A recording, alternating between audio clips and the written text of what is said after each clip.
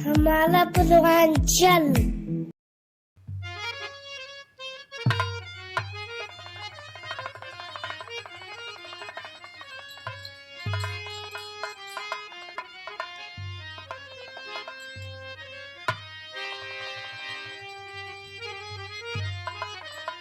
वाह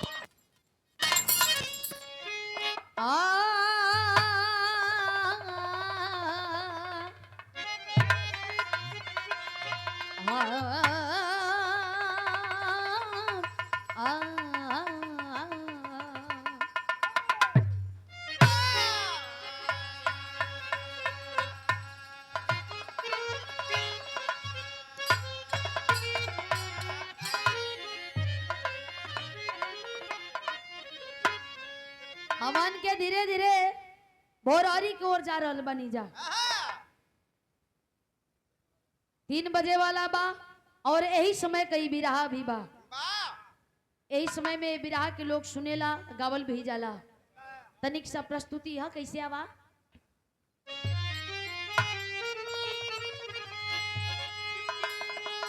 सच्ची भक्ति बनी क्यों धरा की धरोहर,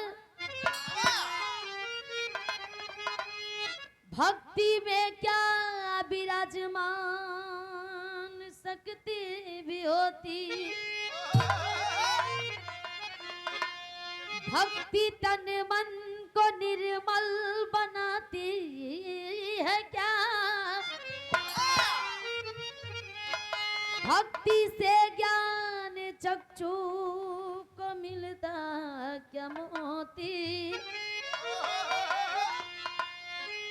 भक्ति कर बोले शंकर बने क्यों मना दे, भक्ति से ही बनी क्यों नारी दिव्य शक्ति। भक्ति भारी हुई क्यों विधाता से जग में, बन गई भक्ति क्यों ग्रंथ काव्यों की पोथी।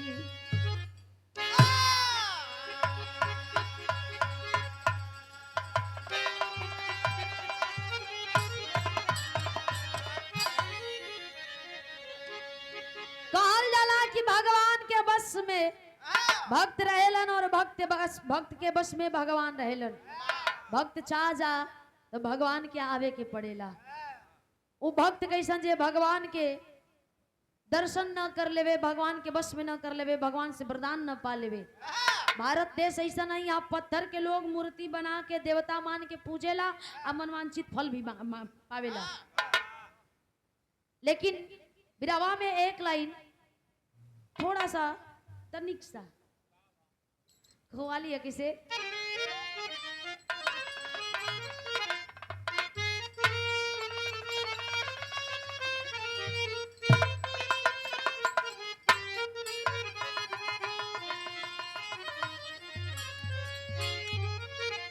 स्वर्गीय रामदेव दद्दा, स्वर्गीय बुल्लू दद्दा वो समय में गावत रहलन।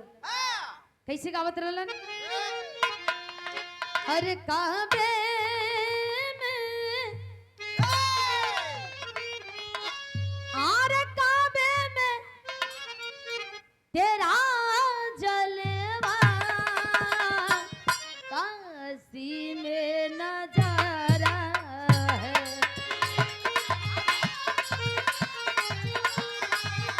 काशी में नजारा है।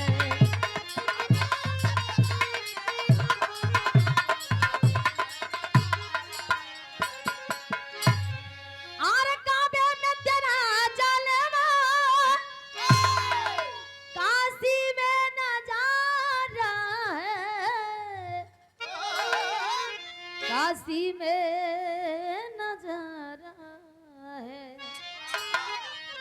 अरे ये भी हमें, अरे ये भी हमें, अरे प्यारा है, ओ भी हमें प्यारा है, ओ भी हमें प्यारा है।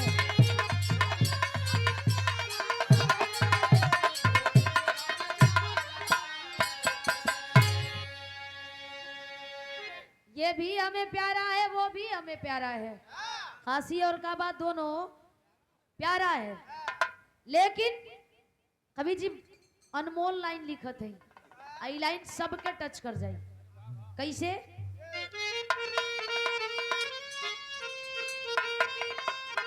अरे अनमोल, अरे अनमोल जीवन जग में, इसको ना बर्बाद करो, इसको ना बर्बाद करो।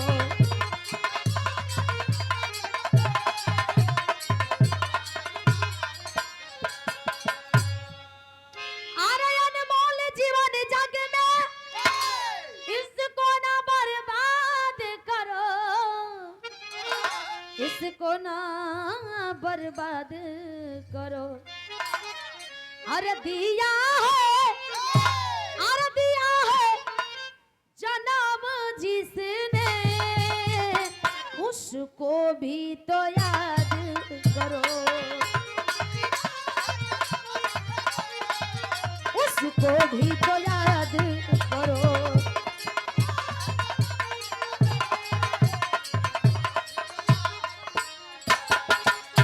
छोटा मुंह बड़ी बात, ए लिए कहली है। प्रभु भगवान भी नाराज हो जालन, जनत हो कब?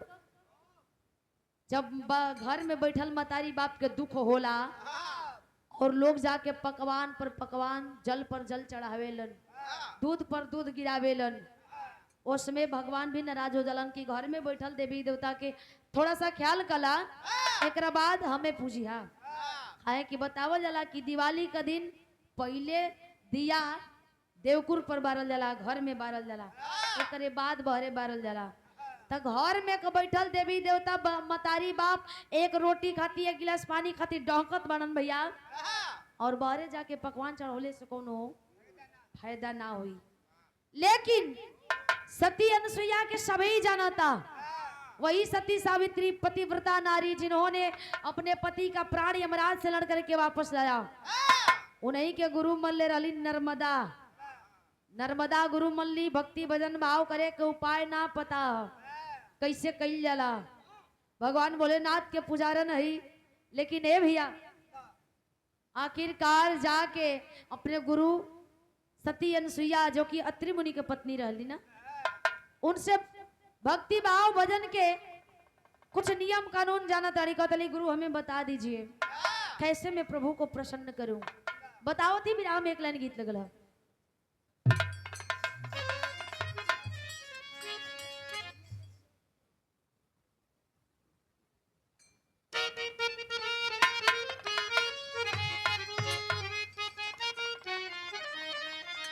हई देखबा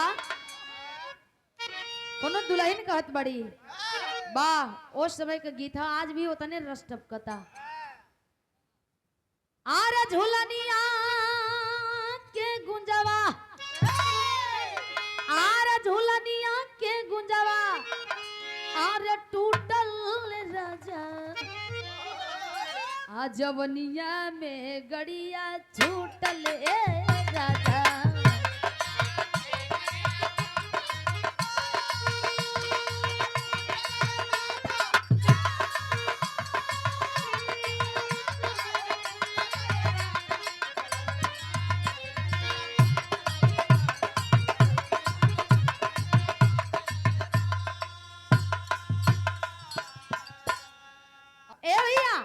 बताओ थिंगाली की सुना हमारे बात कैसे? आरे होते भोर हरिया, आरे होते भोर हरिया, तू चलिया डगरिया, आरे होते भोर हरिया, तू चलिया डगरिया, अरे मिल जाई जे भी बना लिया सवरिया।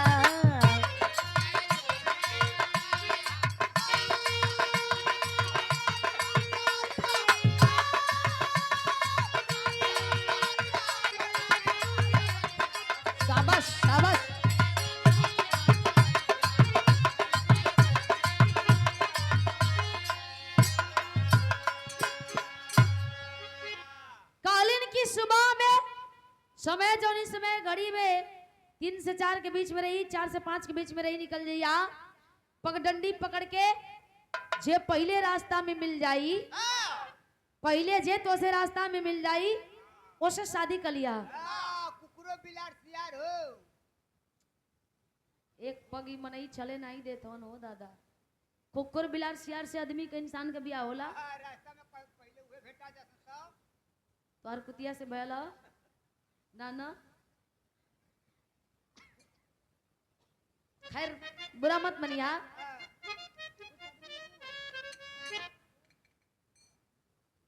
ए भैया पहला इंसान जे मिले उसे बियाह कर लिया, लेकिन एगो बात के ख्याल रखिए का ए अरे लूल्हा या लंगड़ा चाहे होके विद्वान हो, अरे मान लिया पति जानी करिया अपमान हो, अरे सुख दुख में साथे रहिया, अरे सुख दुख में साथे रहिया, आठों पहरिया मिल जाई जे भी बना ली हो सवरिया।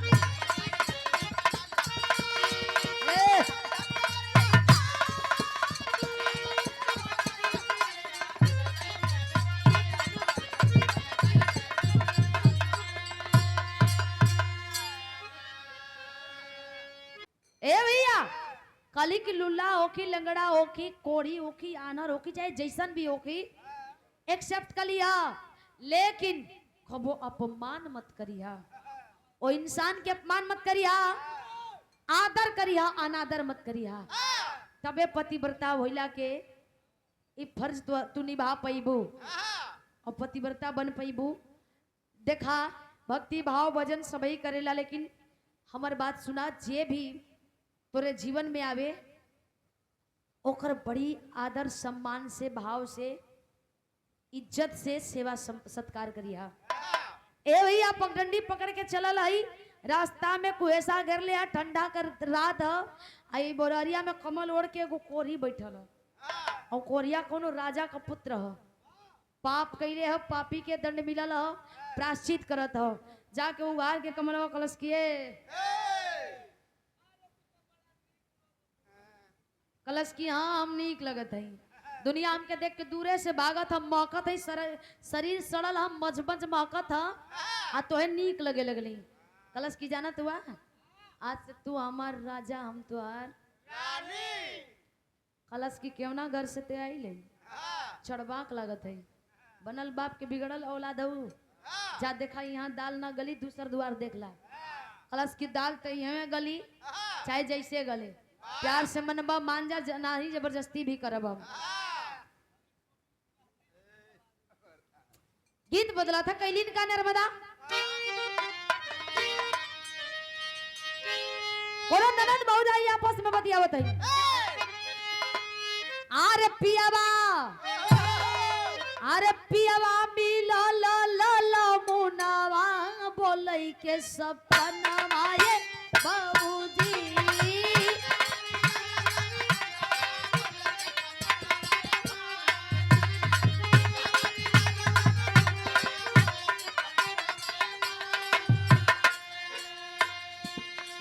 लेकिन नर्मदा कोरिया के, अरे कोरिया के, हाँ कोरिया के धैलिया कवरिया, नर्मदा गुजरिया ये भैया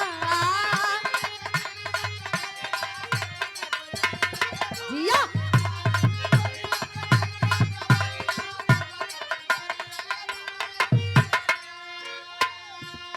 बारह कवारी पकड़ डालस, कलश की छोड़ा हमें, छोड़ा कोरिया का हमें छोड़ा, नर्मदा कलश छोड़बे न करब। कहे का कोरिया कहेला जानी मारा हमर जानवा जिया,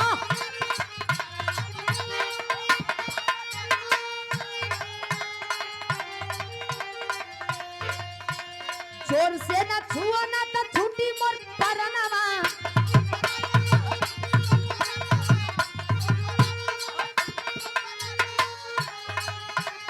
कहता कि जेने धरे तड़ू एकदम शरीर महकता, आई बज बज करत एकदम, हम लगत कि अब ना जिए, छोड़ा हमके। कैलस का धोए लगली, अरे धोए लगली, अरे धोए लगली सरल शरीरिया, नर्मदा गुजरिया ये भैया।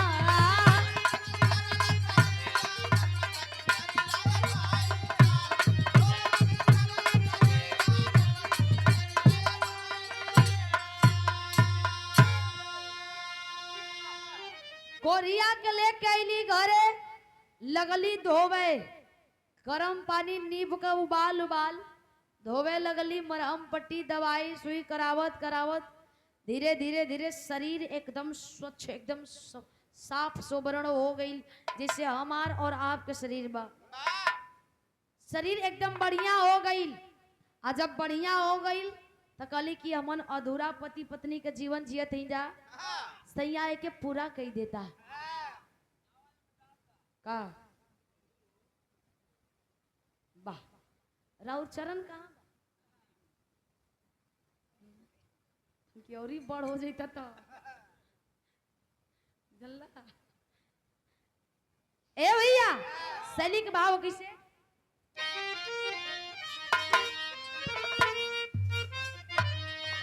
जोगिनिया जोगिनिया शोहर वाली बन गई हो, जोगिनिया शोहर वाली बन गई, तो दिल में लगी है ललसा पूजे के चरनिया, यार चरनिया। जोगिनिया शोहर वाली बन गई, दिल में लगी है ललसा पूजे के चरनिया। कल तक जो जोगन बन के घूमती फिरती थी, आज वो सुहागन बन गई, शौहर वाली हो गई, मांगे में सिंदूर पड़ गई। आ सिंदूर पड़ गई तो पति पत्नी का जीवन जियत मन, लेकिन पति का सेवा में रात दिन बाड़ी। एक दिन ऐसा समय, ए भैया तू लोग तीनों लोग बड़ी बतियावत हुआ जा, सभा बंद कर देता जा तो हम कुछ गा लेती। ए भैया खालिन की सुना, उदास काहे हुआ? एक दिन उदास बैठल वन कोरिया राजा, खाली की काहे उदास बैठल हुआ? कोनो बात भयल, कुछ कोई कह देल, हमरा ओर से गलती भयल, कोनो ठेस पहुंचल बा तब बतावा। कलन नहीं तू जान के का करबो? कली की सैया हम तोहर आधा अंग के अर्धांगिनी यही मालिकी नहीं, तोहरे दुख सुख में हम ना आटब, हमरे दुख सुख में तू ना रहबा, तो के करी? ई बतावा काहे काहे नाराज हुआ, इतना काहे उदास हुआ, कबो न देखली? हालांकि सुना हमारे एगो मन का मुराद है, पूरा करबू का? कली की जरूर पूरा करब। बोला था तोहर सेवा में ही हमार भक्ति बा, ऐसे कैसे संकोचत हुआ? कलन की नर्मदा हमार बात सुना, अम्रपाली नाम की एक वेश्या है, उज्जैन शहर में कोठे पे मेरा ज्यादा से ज्यादा समय उसके कोठे पे ही बीतता था, और मैं चाह रहा हूं कि एक बार दिली इच्छा है कि मुझे एक बार तुम मिला दो उससे। का सोचला है? हाँ नहीं, फिल्मिया वाला तोरा के लोगों बड़ी सहज। ए भैया कलन की एक बार मिलवा दे तू, काली की बस इतने बात। मेहरारू बड़ा देखा, वो सामने से देखा कुछ और अंदर कुछ और चलेला ना मनोज भैया। इनकर मेहरारू तेने इतना माने ली, इतना माने ली, इतना माने ली, एक कविता नीचे से हो का वो खुदे छोट बा। अरे दिल से भैया। अच्छा हम कहीं जितना उतना माने ली तोरा के बा।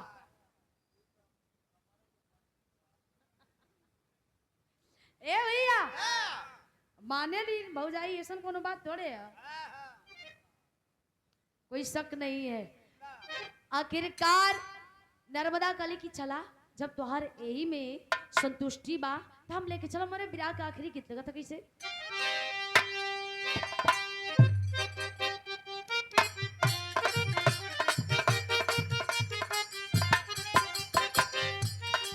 कोनो दोस्त दोस्त खाती कहले बा, दोस्त ऐसा नहीं इतना, दोस्त ऐसा दुश्मन कोई ना हो सकेला। दोस्त चाहेला तो जान दे देला, दोस्त चाहेला तो जान ले लेला। बार दोस्त कलश की दगा कर दहले सारे, थोड़ा सही उम्मीदें ना रहे। का कहे?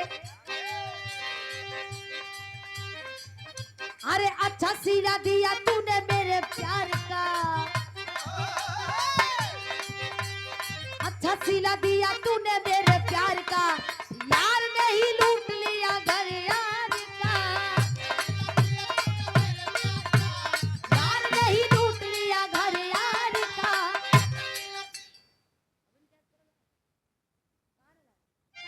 लेकिन नर्मदा कैलिन का अरे सजना के बात इजहार हो गई, सजना के बात इजहार हो गई, पूरी तरह नर्मदा तैयार हो गई, पूरी तरह नर्मदा तैयार हो गई। लेके चलल है कैसे,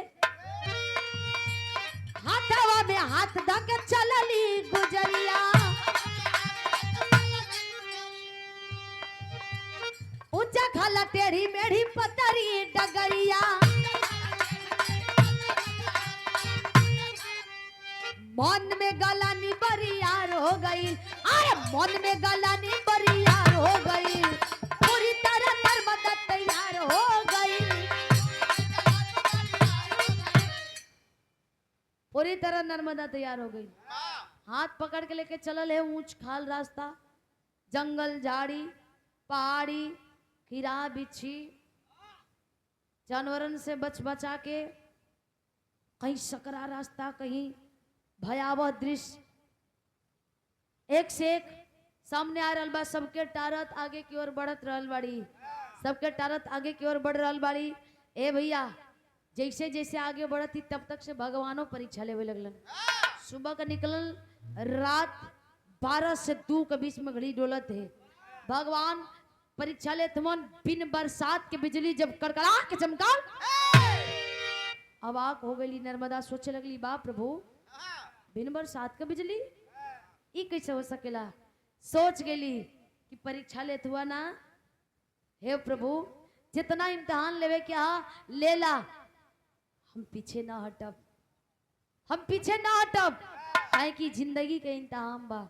आदमी और स्कूल के इम्तिहान में तो रोज फेल पास हो जाला, लेकिन जिंदगी के जवन परीक्षा होला, इम्तिहान के घड़ी होला, हर वक्त हर घड़ी कुछ अच्छा करके अच्छा करे के सिखावेला, नया दशा और दिशा देवे के काम करेला। और जिंदगी का हर एक इम्तिहान से जे आगे की ओर लड़ के बढ़त जा रहल बा, वो हमेशा अपने मंजिल के पाले ले बा। लेकिन ए भैया गोड़ हाथ काम ना करत, चलत चलत भारात गोड़, थाकल है शरीर। भगवान से प्रार्थना करी, प्रभु दया करी। आखिरकार होत का आला लगल।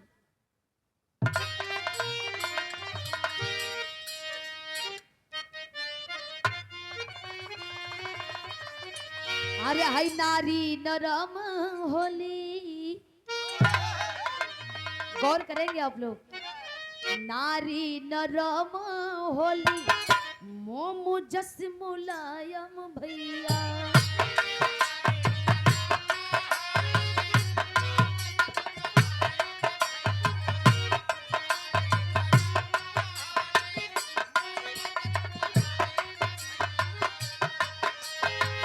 लोहा जस कठोर होली, जाने ला जहां,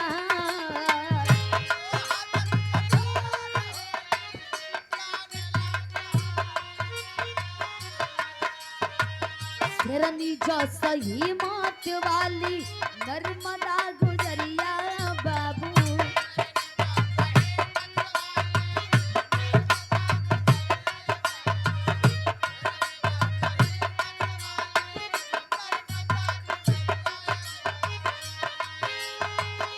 लेके पति को पहुंची शहर सीना तान,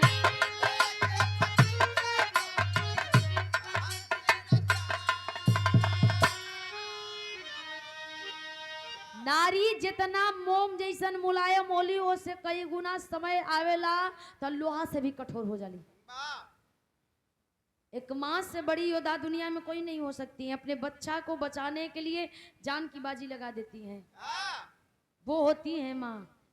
लेकिन नारी का परीक्षा कबो ना लेहल जाला, है कि धरती पर जब जब असुरन के अवतार भइल बा, अत्याचार बढ़ल बा, तब तब नारी कोनो न कोनो रूप में अवतार ले ले बड़ी। चाहे दुर्गा, काली, चंडी, चाहे मुंडेश्वरी, चाहे विंध्याचली, चाहे वैष्णो माई, चाहे आदि शक्ति, जे भी ऐजा अवतार लेके असुरन के वध के लिए बड़ी। लेकिन ए बाबू आगे की ओर बढ़त जात है, चट्टान जैसन हिम्मत लेकर के आगे की ओर बढ़त जाती।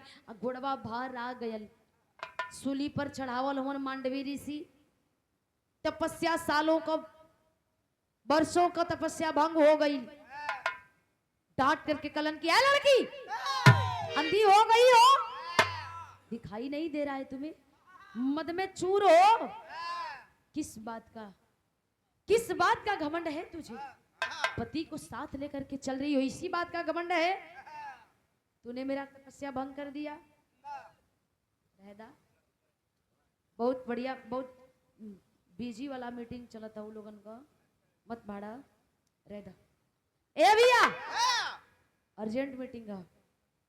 आखिरकार कलन की तपस्या हमार सालों साल का आज भंग कर दियालू, एक प्रायश्चित तो है करे कि वही हाथ जोड़ करके कह रही है कि मुनिवर मुझे माफ कर दीजिए, गुरुदेव मुझे माफ कर दीजिए, साधु बाबा मुझसे जाने अनजाने में भूल हो गई, मैं जानबूझ करके नहीं की हूं। नहीं, इसका प्रायश्चित तुम्हें करना होगा। तुम्हें क्या लगता है तुम्हें दंड अवश्य मिलेगा? जानती हो क्या, जिस पति को लेकर के इतरा रही हो, सुबह होते ही तुम्हारा पति मर जाएगा और तू विधवा हो जाओगी। कलश की नहीं, इस वचन को वापस ले लीजिए। कलन की वापस तो मैं वचन लूंगा नहीं, क्योंकि मुख से निकला हुआ ये जबान, ये बाणी और तीर से, कमान से निकला हुआ ये तीर, ये दोनों कभी वापस आए नहीं है कि हम वापस ले लें। इसका प्रायश्चित तुम्हें करना होगा। कलश की मान जा प्रभु, मान जईता, अब वो समय हम मान जा कलन की ना। कलश की ई चुटकी भर सिंदूर का कीमत तू का जनबा ये साधु बाबा, जिंदगी भर ई जंगल में भटकत रह गईला। तो के पता बा, दुनिया का दौलत एक तरफ, आई सिंदूर का कीमत एक तरफ। कोनो अभागन का मांग में सिंदूर पड़ जाला, उ सुहागन हो जाले तो दुनिया का हर खुशी होके मिल जाला। और तोहरा के मजाक लागल बा, तुम्हारे पति के मार देबा? ऐसे कैसे मार देबा? जितना पावर है, जितना शक्ति है लगाला। हमें ना पहचानत हुआ, हम पतिव्रता नारी हैं। जितना तोरे पास क्षमता लगाला, हम अपन क्षमता लगावत ही। मार के आसन बैठ गई, भगवान भोलेनाथ के गौरावे लगल। बस प्रभु तीसरा आँख खोला, ना तो अनर्थ होके वाला है। अगर सुबह हो गई, पति मर गई तो फिर पूजल छोड़ दे। भगवान भोलेनाथ जनते हुआ भांग दतूर रमा के हमेशा मलिन रहेलन। अड़भंगी देवता कहलन, भारत तो छोड़ा विदेशों में इंटरनेशनल लेवल पर पूजल जालन। ए भैया कलन यो मस्त वरदान मिल गई, शक्ति मिल गई। नर्मदा के फार के सड़िया का चरवा उड़ा देलस। सूर्य जैसे ही ललाट एकदम आवत रहल, जाके ढक लेलस। आ जब ढक लेलस, सूर्य ढक गइलन। 6 महीना का रात भइल, 6 महीना का रात भइल। सुबह होके के नावे नहीं खेले। पार्वती जी जाके कैलाश पर्वत पर कहली कि हे नाथ, प्राणनाथ जी, है जौन दिले हुआ वरदान अनर्थ हुआ था मृतलोक में। जैता देखता देखा के खत्म करा। भगवान भोलेनाथ डमरू बजावत मृगछाला पहिर के चलल मन। नर्मदा देखलस, अहो भाग्य प्रभु कि आपका दर्शन हो गई हमार। हम ये वर्षों से चाहत रही है, आज चाहे जौना रूप में आपका दर्शन भइल। कलन की दर्शन हो गई ठीक है, लेकिन हई जौन रुकले हो बहनी, कलश की आदेश करी, आपे का देहल कुल चीज हो। आदेश केलन कलन की क्या हटा दा। आदेश लेके अपने गुरु के आशीर्वाद लेके अचरवा के खींच लेलस। जब अचरवा के खींच लेलस तब जाके तो सुबह भयल। ताई तो त्राहिमाम मचल रहल। खड़ी का लाइन लगल का,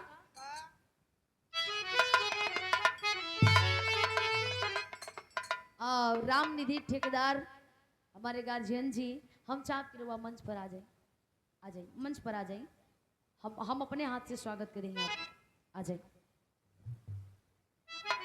बड़ा दूर से चल के आए, पोइल बनी इलाहाबाद प्रयागराज से।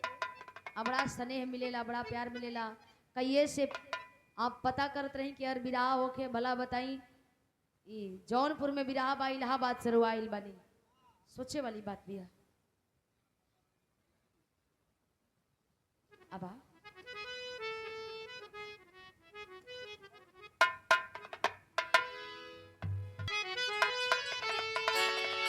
सुन के ऋषि राज के श्राप दिल में लागल अगिया कैसे से नुरा बाराइल मोर धोबाई मंगिया।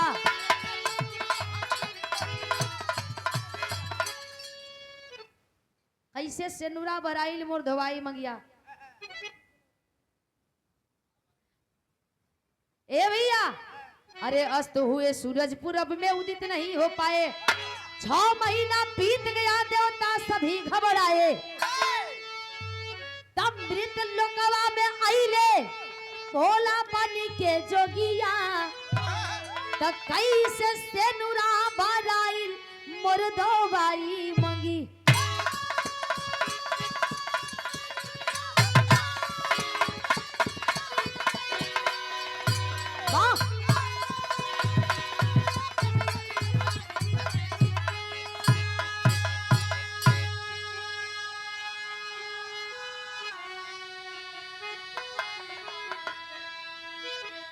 कैसे दवाई जकरा पर हाथ बा भोलेनाथ के वो अनाथ कैसे हुई।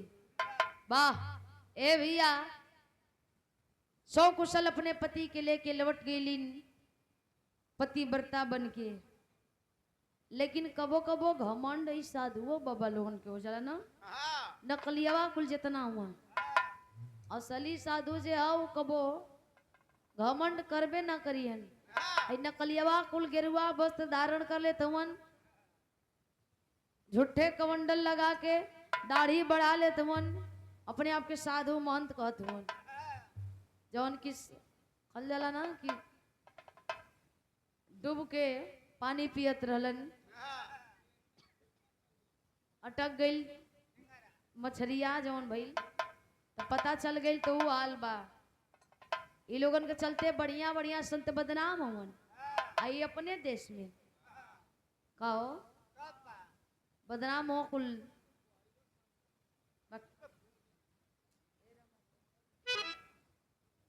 ए भैया खलस की अपने आप के बड़का साधु बनत हुआ ध के ना तोर कुछ साधु ही भुलवा देब हम हिला दे कढ़िया हो। आखिरी भाव का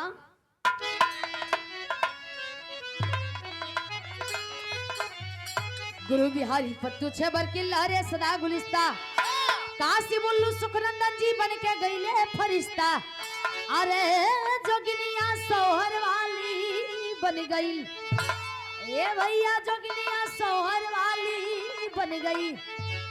रबीना सुरस कवि की अनुपम है लेखनिया जोगिनिया सोहर वाली बन गई।